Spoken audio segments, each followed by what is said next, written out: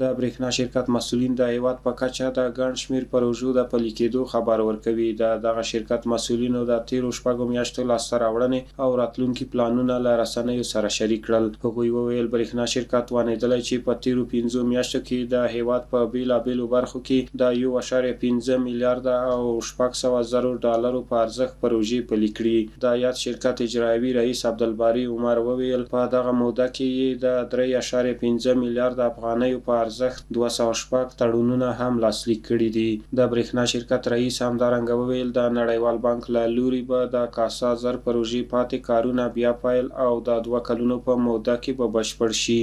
اروپایي کمپنیو سره موږ تفاهمنامې لاسلیک کړي دي د تولید د برخې او په د دې ترڅنګ د شبکې د اصلاح په برخه کې او د نوي ټکنالوژیو د رامنځته کولو په برخه کې چې تر څو پورې وکولی سو په دغه برخه کې موږ ښه پرمختګ ولرو. په تیرو 5 میاشتو کې موږ د $500 میلیونه په ارزښت باندې 14 پروژې ډیزاین کړي دي چې د برېښنا شرکت له لوري څخه کارونه ټول پای ته رسېدلي او د نظار هیئت د مشرتابه له لوري یو شمېر پروژې هغه قابل تایید دي او تایید سوي دي. یو شمېر نورې هم تر پروسې لاندې دي. انشاءالله په نږدې راتلونکي کې به افتتاح سي. او د دې ترڅنګ 19 نورې پروژې چې تقریبا د 901.7 میګاواټه په ظرفیت باندې پروژې دي او دا 19 پروژې د تحت کار دي.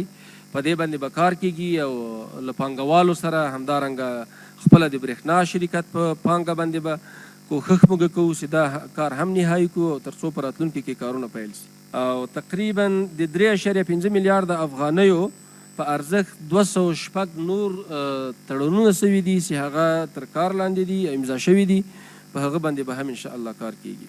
اولین دستاورد که در 6 ماه اخیر از تکمیلی سبستیشن نورالجهاد است که سبستیشن نورالجهاد در ولایت هرات تکمیل شد و مردم شریف ولایت هرات که تقریبا در حدود 70,000-80,000 مشترک بسیار به مشکلات جدی روبرو بودن و ولتاژ درست دریافت نمی کردن. امروز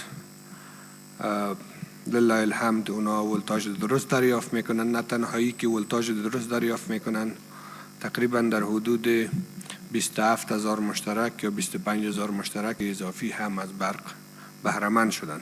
خوشبختانه در جریان مثال در حدود 98,000 متر در جریان پروسه اصلاح شبکه که میترها مشکل داشتن تعویض شدن که او قناعت مشترکین ما را باید فراهم بسازه و همچنان در قسمت اویده از کسایی که سیاسون و زورمندان بودن اجراعاتی که صورت گرفته تا کنون 322 میلیون افغانی تولید شده و اکثر سیاسون که هستند و تا کنون اونا چیز نکردن، پرداخت نکردن، یعنی مقروضیتشان هنوز هم بالایشان است که این موضوع طبق هدایت مقامات محترم زی صلاح قضایشان برای محاکم سپرده شده تا در قسمت از اینکه اجرات بعدیشان چی باشه منتظر هدایت هستیم. ښاغلي عبدالباري عمر زیاته کړه د میدان وردګو د چک بند کارونه شاوخوا 80% بشپړ شوي چې د پاتې چارو بشپړېدو سره به یې 4,000 پیرودونکي د برېښنا څخه برخمن شي. د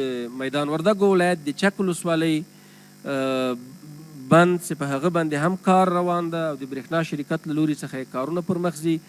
تقریبا 80% کارونه بشپړ سوي دي چې له تکمیلېدو سره به 4,000 کورنیو ته موږ برېښنا ورسوو او کار اوس هم پرې روان ده.